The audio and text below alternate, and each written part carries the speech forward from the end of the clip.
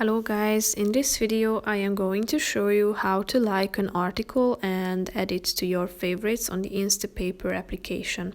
But first I just want to mention, don't forget to subscribe to my channel because at 10,000 subscribers I am going to show you my whole YouTube revenue statistics and growth strategy, how to make money online. So let's jump into it. First of all, open the application on your phone. Now click on the menu icon in the upper left corner of the screen. Tap on the browse option, and here at this page you are ready to select from a bunch of articles, so tap on the one that you would like to read.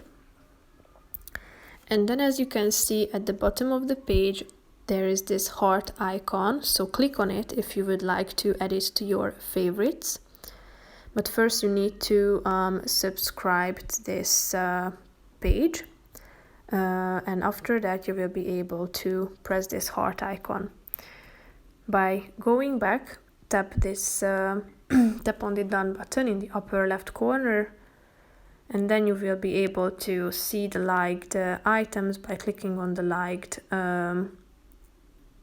button, which is the second option. So that's pretty much it for this video. I hope you found it helpful. If you did, consider subscribing and see you in the next video. Bye bye.